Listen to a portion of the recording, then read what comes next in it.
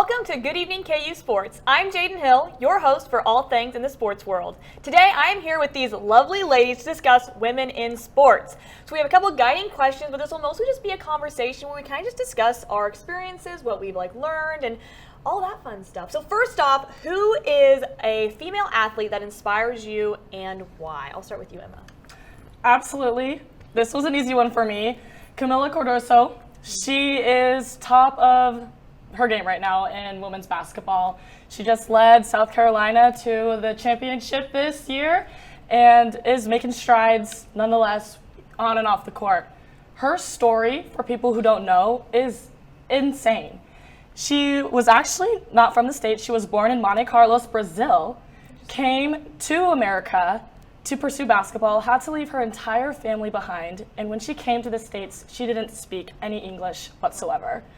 Imagine coming to high school not knowing any English. That's just any transfer student though. I even think about just anybody that's coming to the U.S. from a different country. That's just a whole nother the culture shock alone. Then the language barrier, anything else like that. I think that's just really hard.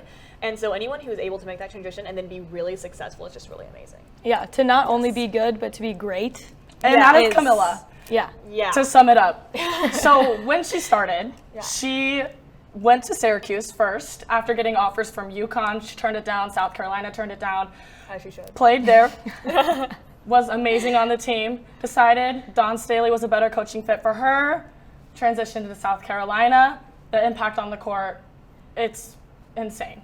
That brings up another thing that I honestly want to talk about. I think with any athlete, but especially women in sports, is the coach makes all the difference. Absolutely. For sure. Coaches have the ability to really shape a player's career, and especially as a woman in sports, yes. I think that's just really important to have somebody really that's watching out for you, making sure that all the right moves. Because it's really hard to be a woman in sports. I think that's one of the reasons we're having the segment today. Is it's just there's a lot of pressure to that. There's a lot of people who are wanting you to fail because you are a woman in sports, and so I think 100%. having a really great coach and making sure that these athletes are paired with good coaches is just really important. And the pairing could not have been better, in my opinion.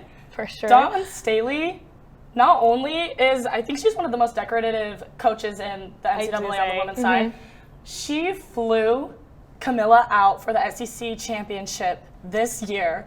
Wow. Her family, Camila's family, had never watched her play basketball before.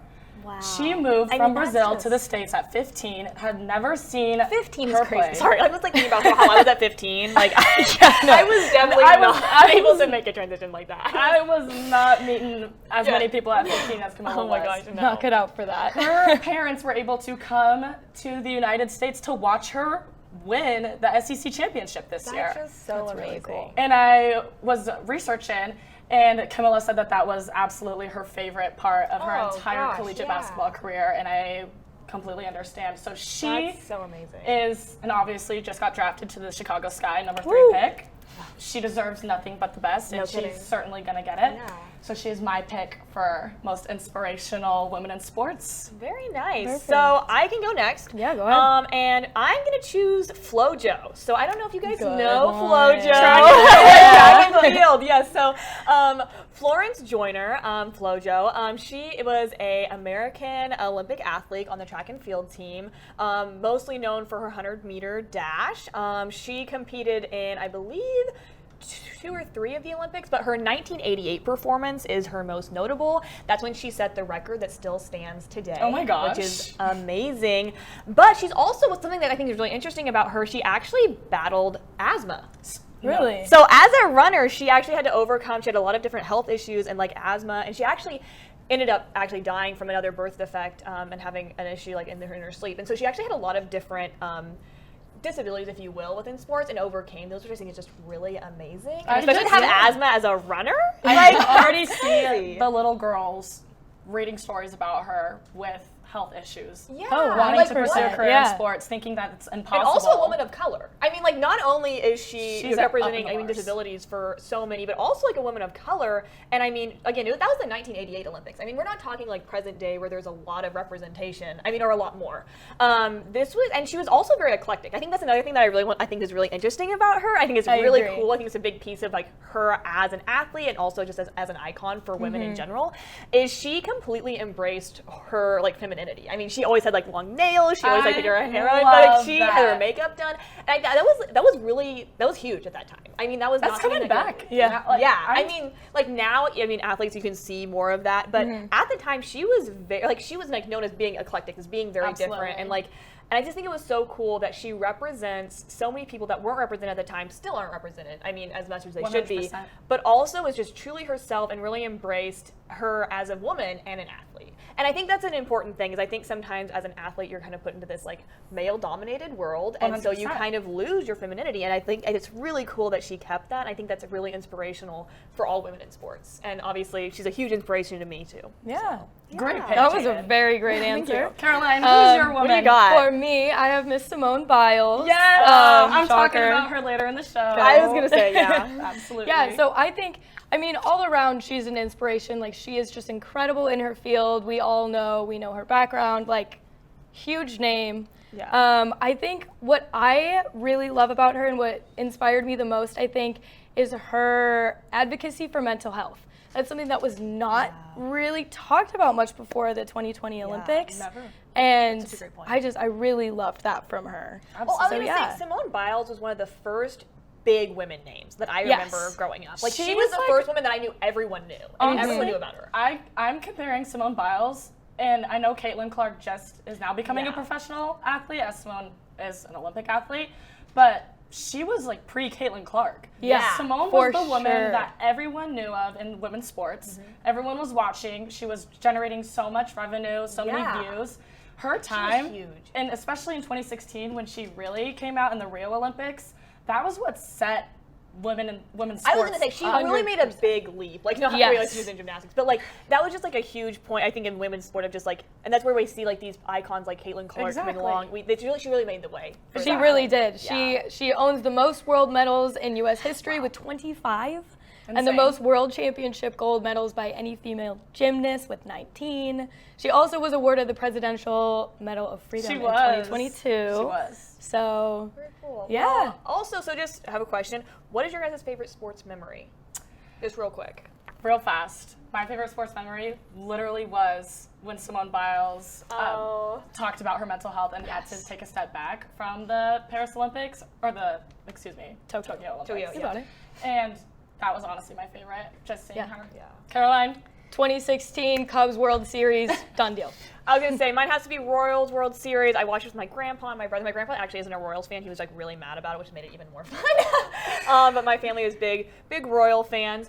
But I want to thank you guys all for listening Thank to you us for having talk me. Yeah, about thank women's you. sports. I think it's so interesting to talk about, and there's been so many iconic women, and it's just really cool to highlight some of those Absolutely. today. Great, So, great way to end out our last show. Thanks for right. sticking with us. absolutely. And we'll head to break, and you'll be back.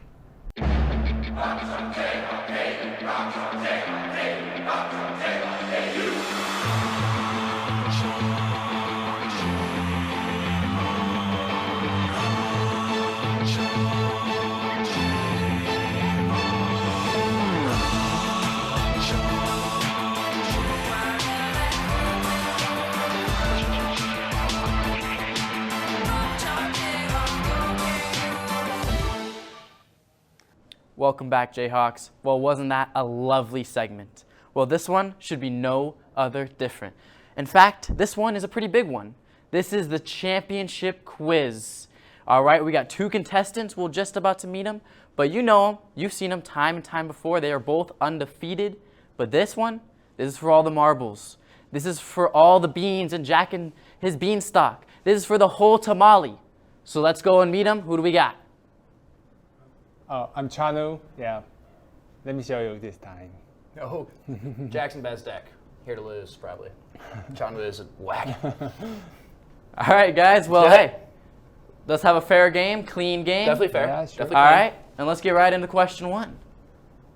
Which college has the most first overall draft picks? The top four answers are on the board. I'm assuming this is football. This is football. Okay. Say whenever you got it. Jackson, is that a buzz? Yeah. C, Oklahoma. Oklahoma would be incorrect. Okay. Chan Woo, you can Chan come Woo. and steal this point. I see that buzz. I would say B, Georgia. Georgia would unfortunately be also incorrect. It was actually USC who just got their sixth with Caleb Williams. Indeed. So we'll move on to question 2. So far, goose eggs. Tied up. It's a battle. Question 2. Question 2. There it is. Where did the 1988 Summer Olympics take place? Top 4 answers are on the board once again. Chanu.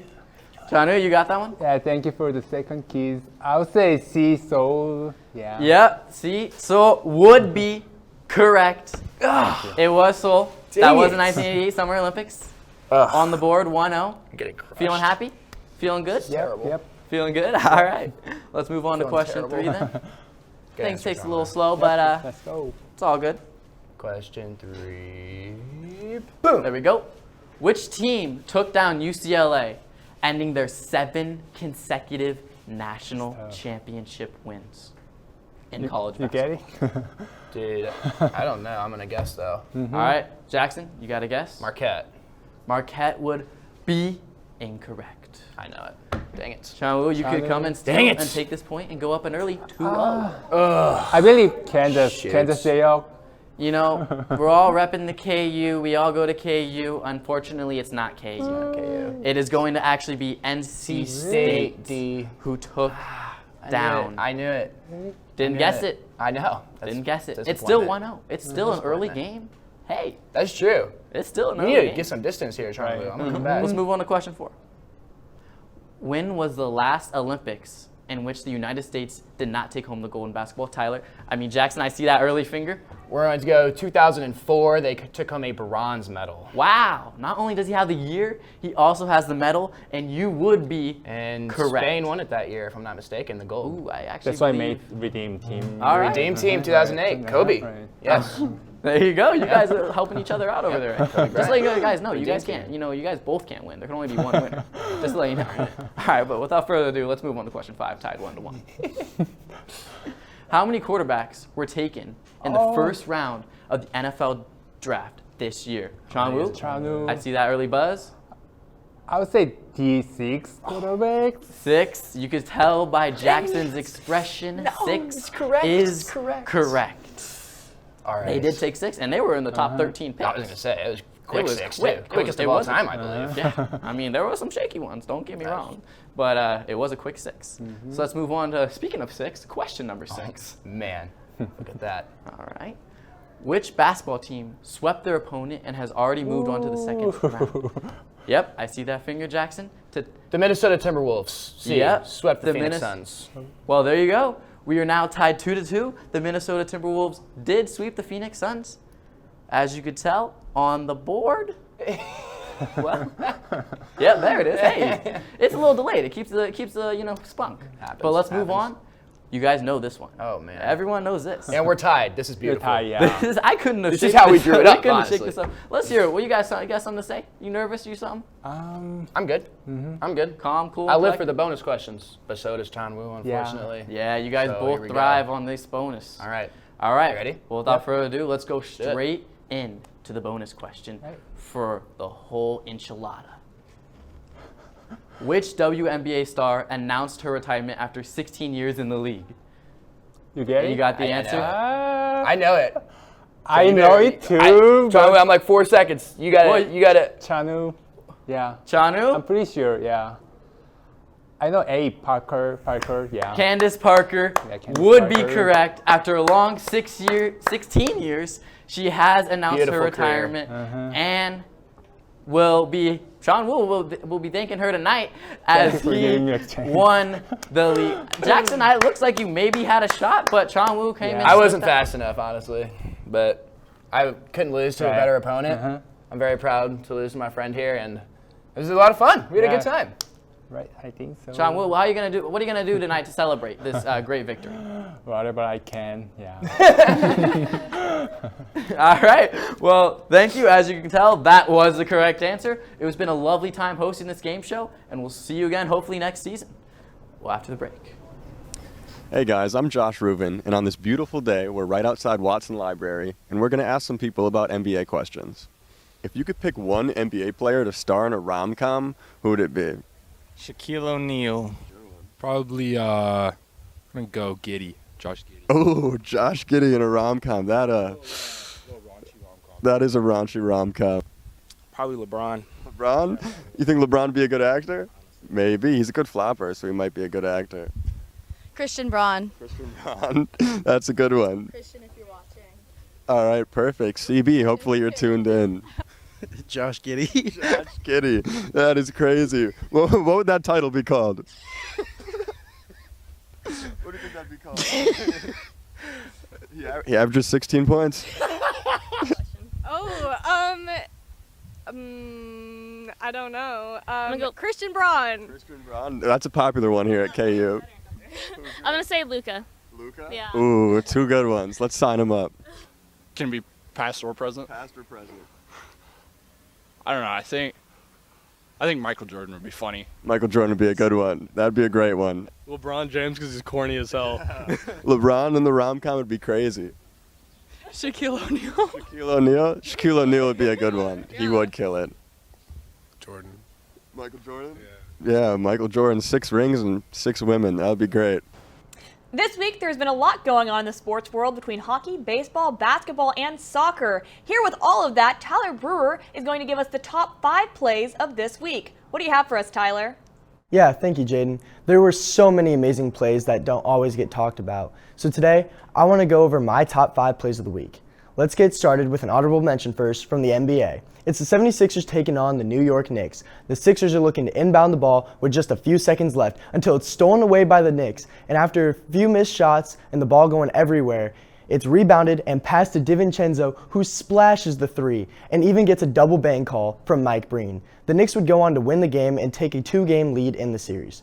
But now, let's get to the actual list. At number 5, the Cardinals, who are taking on the reigning NL champs in the Arizona Diamondbacks, were in the bottom of the 9th, tie game, looking to end a 4-game skid when it's Nolan Gorman who stepped up to the plate and smoked the first pitch he saw to walk it off at Busch Stadium. And man, did this had to feel good for Gorman and for a Cardinals fan, as Gorman's been in a slump for a long time this season. So let's see if this wakes him up and the rest of the team going forward. But we'll move on to the number 4 spot, the NHL. It's playoff season, baby, and what a better time to make a statement than what Carolina does against the Islanders. Down by 1 goal, Sebastian Aho steps up and delivers a great shot with the rebound to tie the game. But the scoring wasn't done there, because just 9 seconds later, Jack Drury gives the Canes the lead on a broken play behind the net. The Canes would go on to win this game 5-3 and would take a commanding 2-game lead in the series.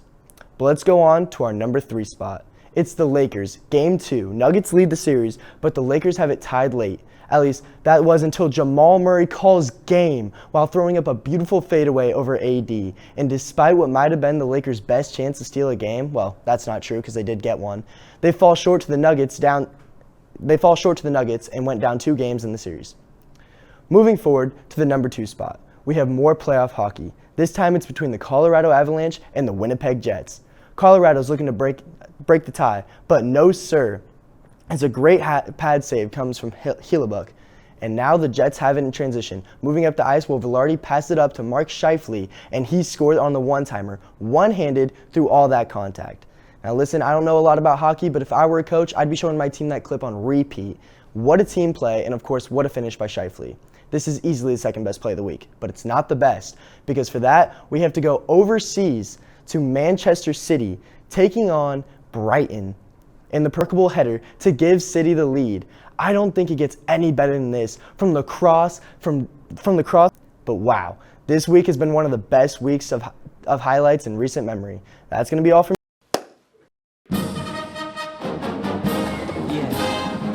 Yeah, I always just clap when it's hard. This is where everyone's talking amongst themselves. Do you know how to do it? Do you know how to do it? Are we supposed to smile? When do we start? Somebody over here already started. Can we talk about the piccolo part? It's the most complicated one. It is. If you listen, you're doing it when the band's not playing. You have to tell me when it starts. I still don't know. Here we go.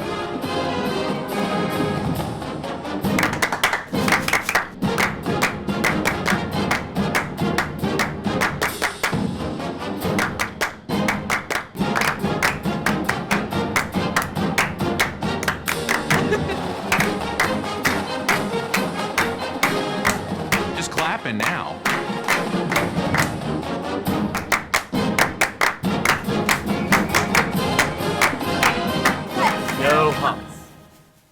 nailed it. I practiced this morning. Karma's just two people.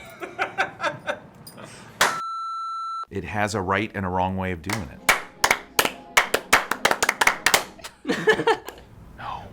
No. Wrong. I like my way better. I don't know how to 1, do 2, the 3, end. 4. It's just I don't know the Sorry. head.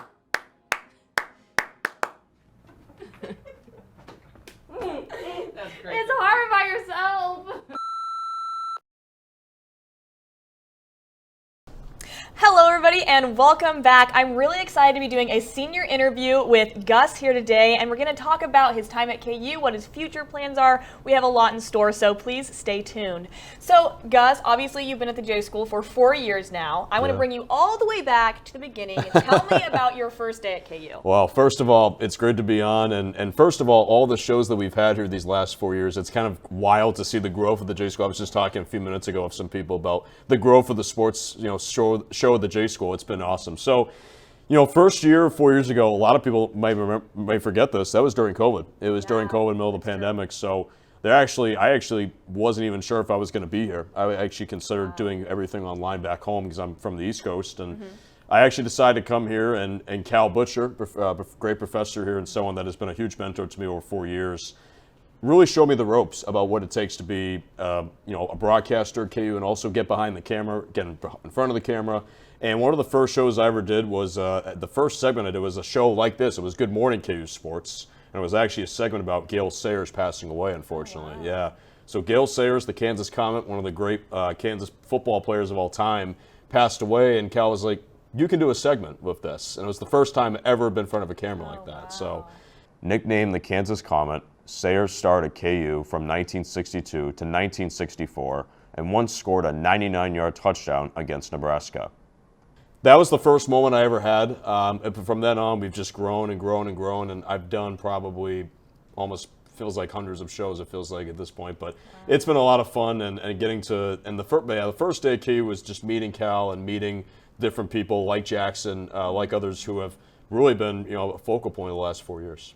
Wow, that's so cool. Did you do journalism in high school, or how did you kind of find that that's what you wanted to do? Did you always know? Like, what did that look like for you? Yeah, it's for me. I had a little different path than most. I grew up in Massachusetts. I was born and raised northeast Massachusetts, a little north of Boston, and I knew I wanted to go into sports broadcasting. In high school, I did some play-by-play and a lot of public address announcing, but I never thought I would do anything like I'm doing now. I never thought I was going to do, whether it's doing the stuff in the J School or now most recently being the voice of KU baseball, like doing all these things. Like, if you were to tell me high school graduation in a mask or whatever 4 years ago that I'd be doing all this, I'd say, well, you're crazy. And it's been fun. It's been so much fun to be surrounded by the great people here. Like, it's going to be hard leaving in a couple weeks, saying goodbye to so many great friends. Yeah, I think there's something really special about the J School. Again, I've only been here a year, but there is such a huge community aspect. It feels like a family. Everyone is just so close. And I think it's just because you do these extracurriculars together and you just spend so much time together and you're doing something you're really passionate about and that you love. And so it's really easy to bond with those people. Absolutely. So speaking of that, what other extracurriculars did you do in the J School? You mentioned you did your first Good Evening KU Sports show. Did you ever work with the UDK, or what did that look like for you while you were trying to figure out what you wanted to do? Yeah, so again, COVID, I think, threw a little bit of a wrench in it. Yeah, I think if COVID doesn't happen, who knows? I don't want to play the what if game, but who really knows, right? So, but even during COVID, I was still able to do some opportunities, and we had a very small group of students who were doing shows. Everything was masked. Everything was, the glass dividers that are in the studio right now. Those are very much in use because we had the social distance and everything. So. Yeah, that was, it was weird, I think, but I think in terms of the opportunities, the first one I did was working for the University of Daly Canton, and I think it's something that every J School student should do at some point, is having the ability to write, having the ability to do those sorts of things and write and all that. So it's really important to at least have that ability, and I think that UDK taught me a lot about that. It led me to get a job after my freshman year with the Lawrence Journal World and my sophomore year, which was great. And very appreciative of that opportunity. But that was something that I really enjoyed, was doing UDK, and also really doing Playmakers. We had a core group of freshman students, myself, Louis Wachowski, who's back in the studio, Maya Peterson as well, Blake Sevenbergen, Jackson Bestick was part of that group.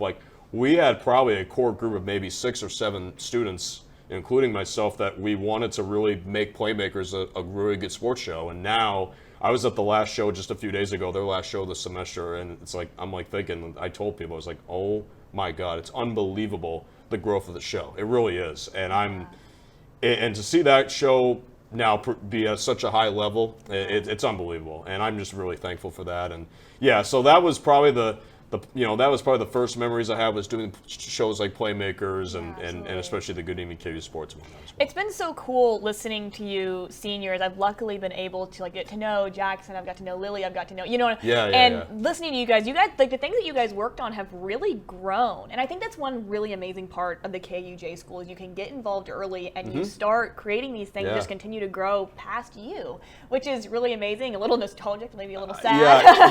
But it's really amazing to see things grow. I was just going to say, you're absolutely right. Like that's what I've told probably any prospective student that's visited here. Like, you're going to get opportunities your freshman year. It's going to happen. Absolutely. And that's the case that happened to me. And I said, if you can do it during the middle of a pandemic when you're worried about a lot of things that are much bigger than a sports show or anything like that, there's a lot of opportunities, and that was the case for me. Yeah, it's just so awesome, to hear that from you guys. So do you have a singular favorite memory from the J School? Man. And I know you're like, there is so many. Wow.